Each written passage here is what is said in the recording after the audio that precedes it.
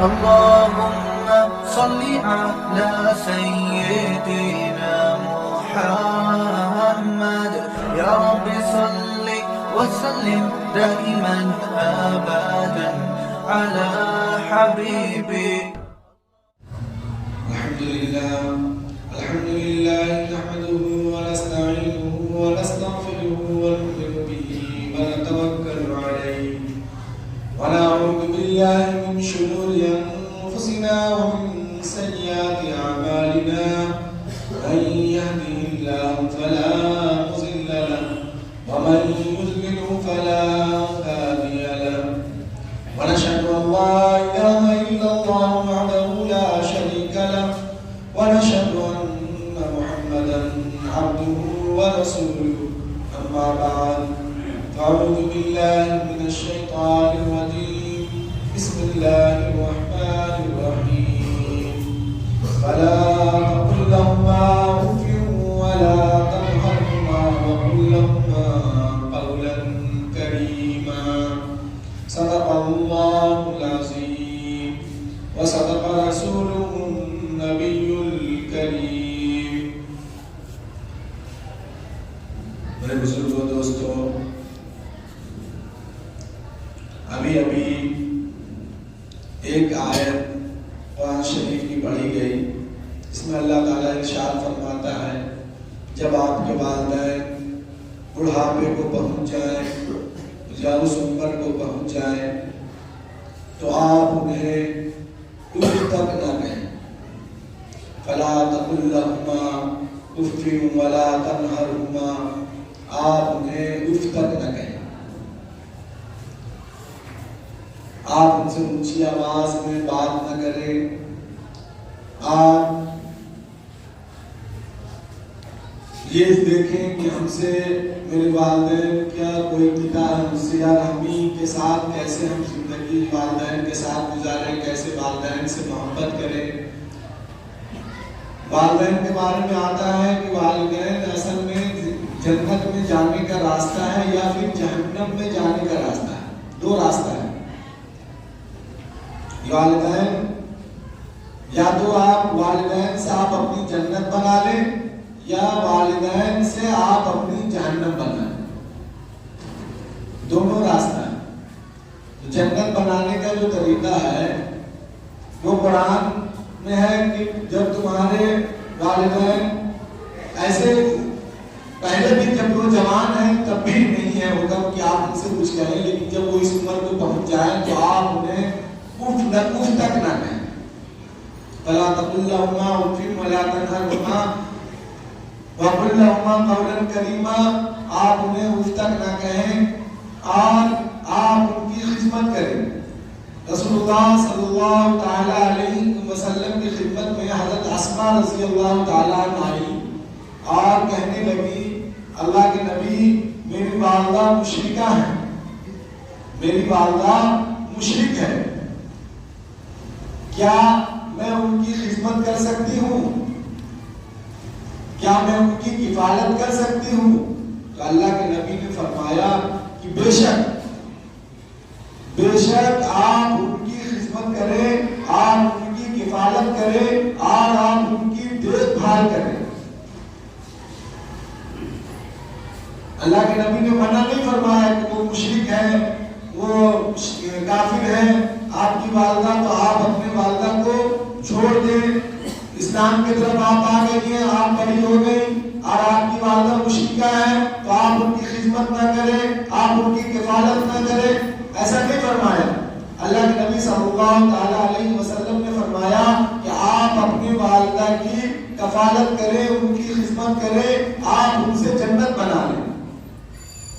پھر فرمایا ہاں آپ ان کی ایسی باتوں پر عمل نہ کریں جو آپ کو شرک کی دعوت دیتی ہو.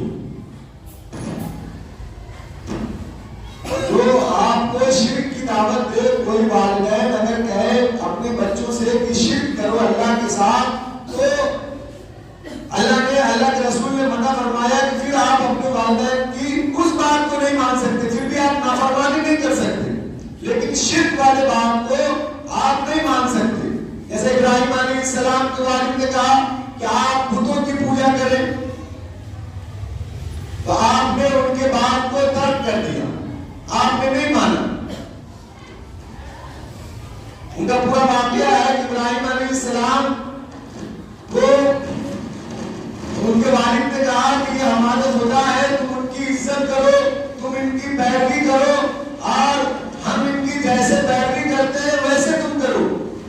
ابراہیم علیہ السلام نے ان کو دعوت دی کہ اللہ نے مجھے جو حکم دیا ہے، مجھے جس دین پر چلنے کا حکم دیا ہے، اس میں اللہ نے یہ منع فرمایا ہے کہ ہم بت پرستی نہیں کر سکتے، ہم بت نہیں بنا سکتے۔ ان کے جو والد تھے آزر، وہ برہم ہو گئے، غصہ ہو گئے۔ ان کا پورا واقعہ کہ ایک مرتبہ وہ گھر میں ان کو بتوں کو دیکھنے کے لیے چھوڑ کر گئے، اور وہ جب واپس آئے، عید کا دن تھا غالباً، وہ واپس آئے تو دیکھا کہ سارے بت جو ہے ٹوٹے ہوئے ہیں، کسی کا گردن ٹوٹا ہوا ہے، کسی کا ہاتھ نہیں ہے، کسی کا کچھ نہیں ہے، کسی کا کچھ نہیں ہے، سب کو کہیں نہ کہیں سے توڑ دیا۔ تو ان کو سمجھانے کے لیے، ان کا مقصد والد کو پریشان کرنا نہیں تھا، والد کو دین کی دعوت دے رہے۔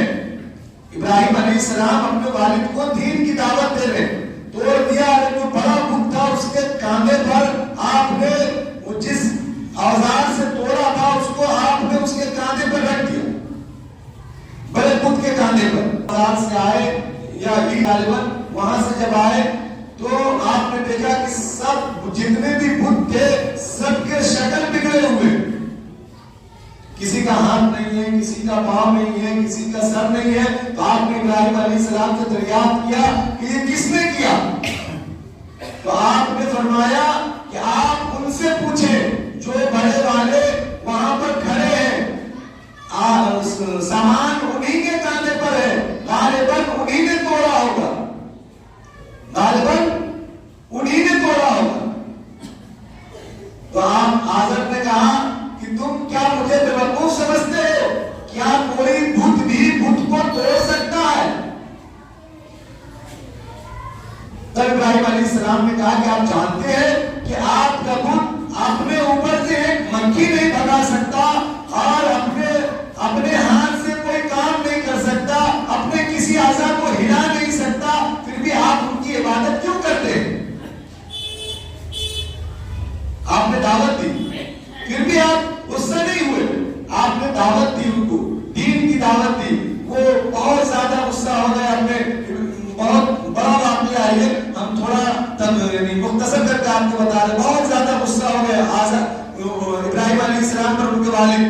وہ چلے گئے نمرود کے پاس، نمرود سے شکایت کی اپنے بیٹے کی کہ میرا بیٹا بددین ہو گیا ہے، کسی ایسی چیز پر ایمان لاتا ہے جس کو وہ جانتا بھی نہیں، وہ میرے بتوں کو گالی دیتا ہے، وہ میرے بتوں کو غلط سلط کہتا ہے۔ نمرود نے بلایا اپنی محفل میں، ان کے والد بھی وہاں موجود تھے۔ نمرود نے ان سے پوچھا ابراہیم علیہ السلام سے کہ تمہارے والد جو کہتے ہیں یہ کیا سچ ہے؟ تم نے بتوں کو توڑا ہے؟ تو ابراہیم علیہ السلام نے وہ ساری باتیں پھر سے دوہرائی کہ میں نے نہیں توڑا، انہوں نے مجھے بت کو دیکھنے کے لیے کہا تھا، میں جب تھوڑی دیر بعد آیا وہاں پر تو دیکھا کہ سارے بت بگڑے ہوئے ہیں۔ تو نمرود نے کہا ایسا بھلا ہو سکتا ہے کہ بت کو توڑ دے؟ ایک بے جان چیز کو نقصان پہنچا دے، ایسا بھلا ہو سکتا ہے؟ تو اس نے ابراہیم علیہ السلام نے نمرود کو بھی دین کی دعوت دی کہ آپ جب یہ مانتے ہیں کہ ایسا نہیں ہو سکتا تو پھر آپ ایمان کیوں نہیں لے آتے؟ بہت سارا معاملہ ہوا دونوں کے بیچ۔ نمرود میں بہت بڑی آگ، کتابوں میں آتا ہے کہ بہت بڑے زمین میں کئی ایکڑ کے بارے میں آتا ہے کہ اتنی بڑی آگ آج تک دنیا میں نہیں سلگائی گئی، نہ لہرائی گئی۔ آپ نے بہت بڑی آگ، نمرود نے بہت بڑی آگ جلائی، کئی دن تک، کئی مہینے، کئی سال تک لکڑی جمع ہوتا رہا اور جلانے کا سامان سب مہیا ہوتا رہا۔ اس کے بعد اس نے آگ لگائی، آگ لگانے کے بعد آپ نے ابراہیم علیہ السلام کو اس میں ڈلوا دیا۔ یہ سب ان کے والد کر رہے ہیں۔ آپ نے اس کو، ابراہیم علیہ السلام کو آگ میں نمرود نے ڈال دیا۔ ڈالنے کے بعد اس کا ایک وزیر تھا، نمرود کا ایک وزیر تھا، اس کو لے کر وہ ایک مینار تھا اس کا، اس کے بنگلے میں یا اس کے گھر میں، مکان میں جو تھا، اس کا کا ایک مینار تھا, اس مینار پہ چڑھ گئے وزیر کو لے کر کہ چلو دیکھتے ہیں وہ کیسے تڑپ رہا ہوگا, کیسے چل رہا ہوگا آگ میں. جب وہ اوپر گیا مینار کے اوپر تو وہاں سے دیکھتا کیا ہے, یہ بہت ہرا بھرا باغ ہے, سب طرف سے ہریالی ہی ہریالی ہے. ابراہیم علیہ السلام اس کے اندر بہت آرام اور سکون سے بیٹھے ہوئے.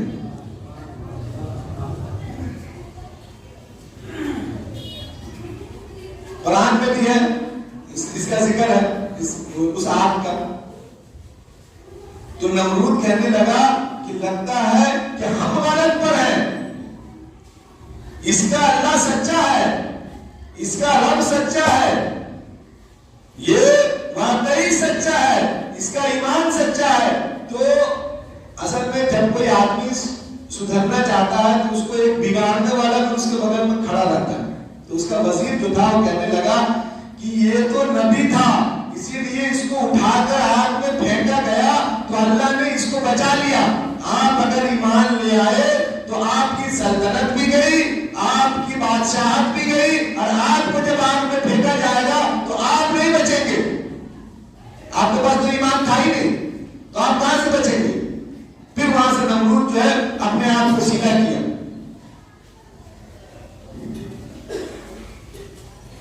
تو یہ سب جتنی باتیں ہوئی یہ ان کے والد نے نمرود سے شکایت کیا تھا.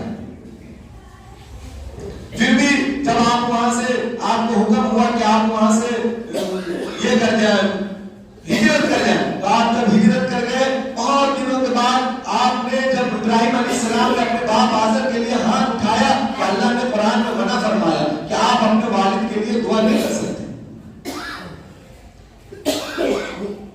نبی کو اپنے والد کا غصہ نہیں آیا, اس لیے کہ اللہ کا کلام ہے, اللہ کا طریقہ یہی ہے, نبیوں کا طریقہ یہی ہے کہ فلا تقل لهما اف ولا تنهرهما. ہم اپنے والدین سے کوئی بری بات نہیں کر سکتے.